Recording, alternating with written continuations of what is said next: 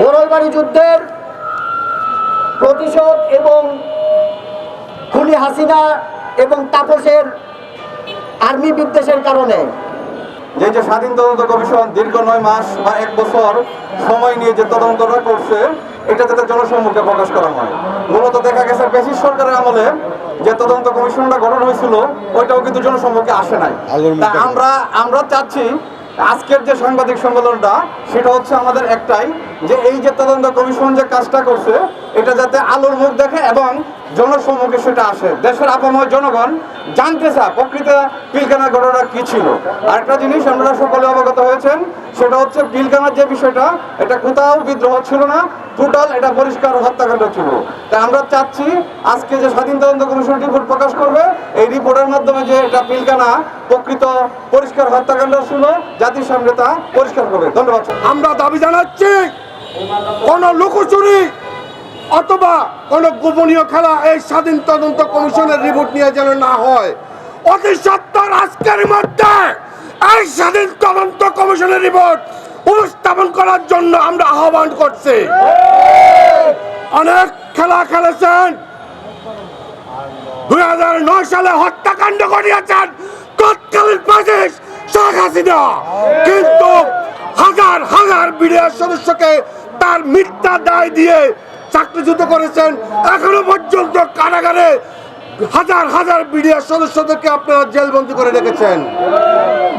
আমরা চাচ্ছি এই রিপোর্টের সাথে সাথে নিরপরাধ যত বিডিআর সদস্য কারাগারে অবস্থানরত আছেন প্রত্যেককে যেন দ্রুত মুক্তি দেন, এবং এই রিপোর্টের মধ্যে যে সমস্ত আমলা সংগঠন নেতাদের নাম এসেছে প্রত্যেককে 3 দিনের ভিতর গ্রেপ্তার করে জনতাকে দেখাতে হবে, নাহলে পুরো বাংলাদেশের জনগণ সহ নিয়ে আমরা মাঠে নামবো ইনশাল্লাহ। সেনাপ্রধান মহোদয় বলেছিলেন এই ঘটনার জন্য একমাত্র দায়ী বিডিআর, কিন্তু ইতিমধ্যে আমরা সংবাদ সংগ্রাম পত্রিকার মিডিয়ার মাধ্যমে জানতে পেরেছি 7 থেকে 5 জন রাজনৈতিক নেতা। তাহলে সেনাপ্রধান মহোদয় এতদিন পর্যন্ত আপনি কেন এটা উপস্থাপন করলেন না? যেই দিন পিলখানা হত্যাকাণ্ড ঘটে, পরিকল্পিত হত্যাকাণ্ড, আপনি নিরাপত্তার দায়িত্বে পিলখানার বাইরে, তখন আপনি ছিলেন মেজর, একটা পিকআপ নিয়ে উপস্থিত ছিলেন। আপনি এখন বলছেন বিডিআররা হত্যাকাণ্ড ঘটিয়েছে। বিডিআররা যদি হত্যাকাণ্ড ঘটিয়ে থাকে, আপনি একজন সেনা কর্মকর্তা হয়ে দায়িত্বরত অবস্থায় আপনি তখন এই হত্যাকাণ্ডকে প্রতিরোধ করলেন না কেন?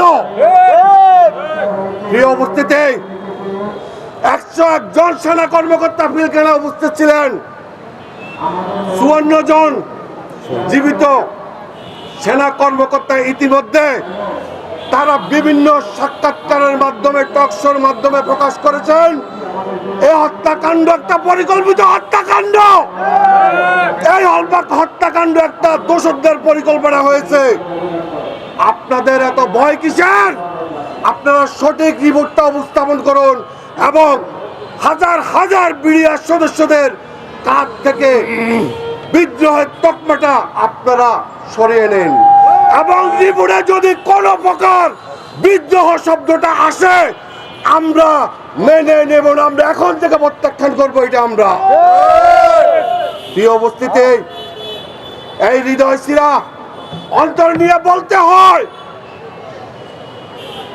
ঘটনা করেছে পিলখানায়, তখন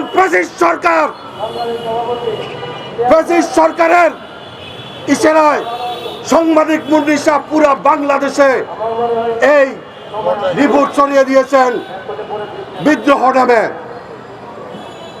পিলখানার বাইরে তো কোনো সেনা অফিসার মৃত্যুবরণ করেননি।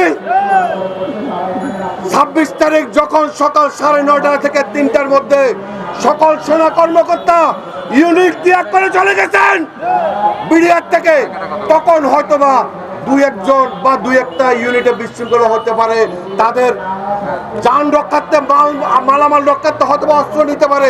তাই বলে এটা কোনো বিদ্রোহ না, কারণ একজন সৈনিককে ট্রেনিং শেখানো হয় তার শত্রুর সাথে মোকাবেলা করার জন্য। আমি মনে করি ওই শত্রুর সাথে তারা মোকাবেলা করেছেন। অতএব স্বাধীন তদন্ত কমিশনকে বলবো, কোন লুকোচুরি মিডিয়া মেনে নেবে না, দেশের জনগণ মেনে নেবে না। আপনারা আজকের মধ্যে স্বাধীন তদন্ত কমিশনের রিপোর্ট জনগণের কাছে উপস্থাপন করতে হবে। আমরা বিডিআর ছিলাম, আছি, দেশের সার্বভৌমত্বের জন্য জীবন দিতে প্রস্তুত, কিন্তু নিজ দেশের মাটিতে ষড়যন্ত্রের শিকার হয়ে অবহেলিত হতে চায় না। আমরা মনে করি যদি এই তদন্ত কমিশন প্রকৃত ষড়যন্ত্রকারীদের চিহ্নিত করতে ব্যর্থ হয়, তবে এটি জনগণের সাথে আরেকটি প্রতারণা ছাড়া আর কিছুই না। সত্যের জয় হোক, অন্যায়ের অবসান হোক। সাংবাদিক ভাই ও বোনদের কাছে আমাদের আহ্বান জানাই, আপনারা সত্যের পক্ষে থাকুন, এই আন্দোলনের পাশে থাকুন। ধন্যবাদকে বিডিআর কল্যাণ পরিষদ জিন্দাবাদ, বিডিআর কল্যাণ পরিষদ জিন্দাবাদ। জাতিকে এবং ক্ষতিগ্রস্ত সমস্ত মিডিয়ার সদস্য এবং তাদের পরিবারকে প্রকার সহায়তা সব জাতির কাছে ন্যায়ের বিচার মাধ্যম প্রকাশ করবেন এবং ইনসাফ করবেন।